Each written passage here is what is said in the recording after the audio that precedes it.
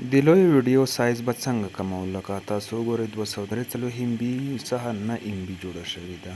نو راځو د طریقه درته په عملي ډول کې ښایم. راځو دلته یو ویډیو چیک کوو، د ویډیو ډیټیلز ته راځو.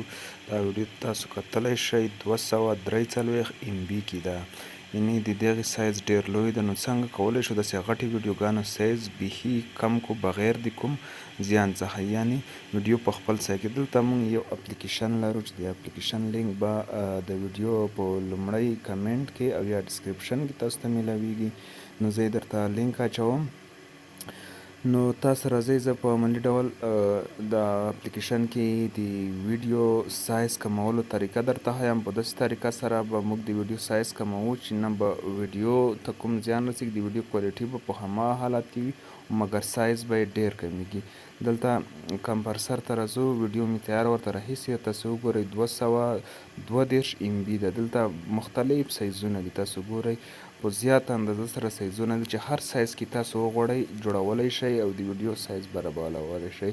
نو راځو زه دلته یو سایز انتخابوم، میډیم سایز به انتخاب کړم. د میډیم سایز دلته اوس لږ ورته انتظار کیږو، د ویډیو کمپریس کیږي چې د 232 MB څخه دا څو MB ته راکوزیږي.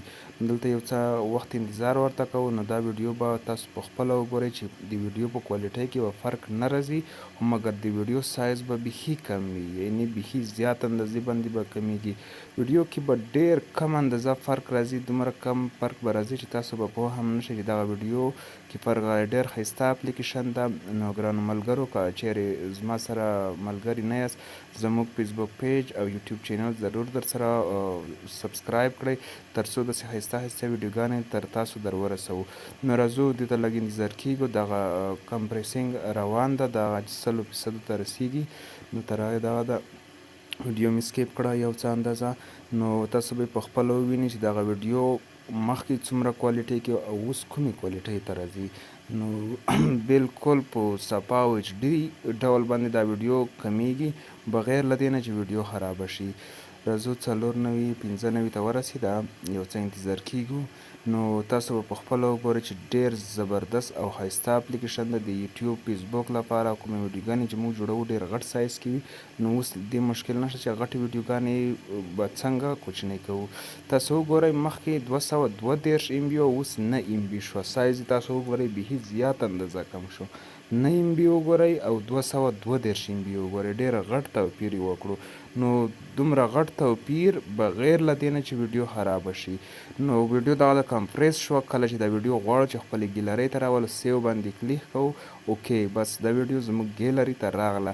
راځم زه اوس په ګیلرۍ کې هم درته ښیم چې تاسو به د ویډیو آیا په حقیقت کې دومره وړوکې کوچنۍ شوې ده. نو راځو زه ویډیوګانې کې را پیدا کوم. تاسو راشئ، زه ګیلرۍ خلاصوم. د ویډیو به تاسو په خپله وګورئ چې هماغه ویډیو هماغه وخت هماغه ټایم، خو مګر د ویډیو سایز به بیخي کم شوی. دغه ویډیو زه اوس درته خلاصوم.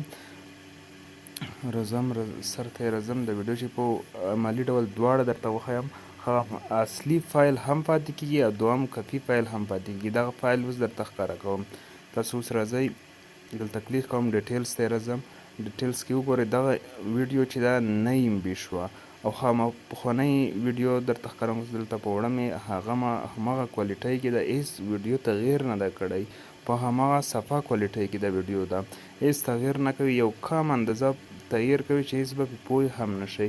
نو راځو دوهمه ویډیو خلاصوم. دوهمه ویډیو وګورئ، سایز تاسو وګورئ دغه ویډیو 9 MB ده که نه. د بله ویډیو چې وه 243 MB. دغه ویډیو اوس بیا درته خلاصوم. دغه ویډیو تاسو هماغه کوالټۍ کې هېڅ توپیر او تغییر پکې نه دی راغلی.